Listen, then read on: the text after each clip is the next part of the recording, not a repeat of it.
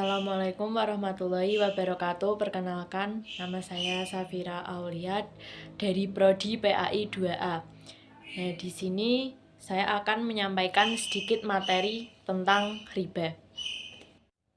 Yang pertama yaitu hadis yang diriwayatkan oleh Abu Sa'id Al-Khudri bahwasanya Rasulullah Shallallahu Alaihi Wasallam bersabda, "Janganlah kamu jual belikan emas dengan emas, perak dengan perak, kecuali dalam timbangan yang sama, kadar dan jenis yang sama." Dari hadis riwayat Muslim. Yang kedua yaitu pengertian riba. Nah, riba sendiri secara etimologi berasal dari kata robaba yarbu yang artinya itu bertambah atau meningkat. Dalam arti lain, riba secara bahasa masih berarti tumbuh dan bertumbuh besar.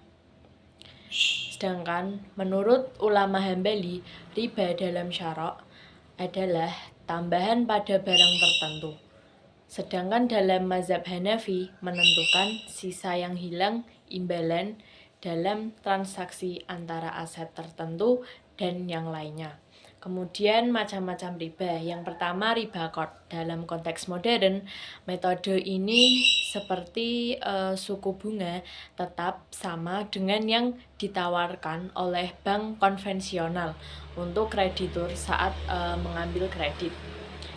Nah, contoh dari riba ini adalah misalnya Dwi meminjam uang sebesar 25.000 kepada Dewi.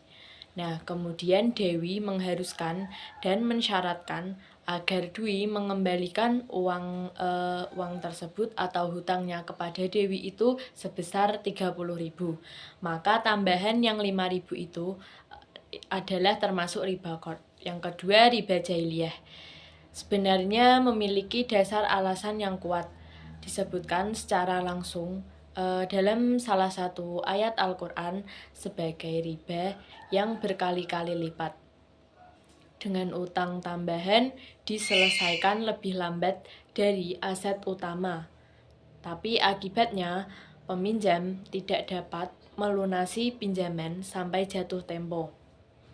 Hal ini dikenal dengan istilah riba jahiliyah karena riba ini umumnya dilakukan oleh orang-orang jahiliyah dulu. Kemudian yang kedua riba nasi'ah. Nah, riba ini menurut arti dari kata nasi'ah yang berarti penundaan. Jadi riba nasi'ah ini telah menunda pengiriman setelah menerima jenis barang ribawi dengan jenis objek ribawi yang lainnya. Adapun unsur penting dalam riba nasi'ah yang pertama yaitu barang yang ditransaksikan adalah barang ribawi yang bersifat ilat tanpa memandang apakah mereka itu sejenis atau tidak sejenis dan penyerah terimaannya itu ditangguhkan atau takhir pada kedua item atau pada salah satu di antara mereka. Nah, contoh dari riba ini, misal ada seseorang menjual 1 kg gandum kepada orang lain seharga 5.000 dengan pembayaran dalam jangka waktu tertentu. Karena adanya penangguhan pembayaran, maka penjual membebankan tambahan harga sebagai imbalan atas penangguhan tersebut.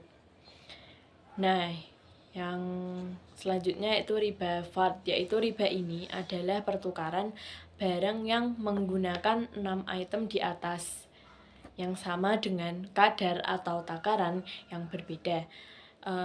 Maka pertukaran yang lebih itu disebut dengan riba fard.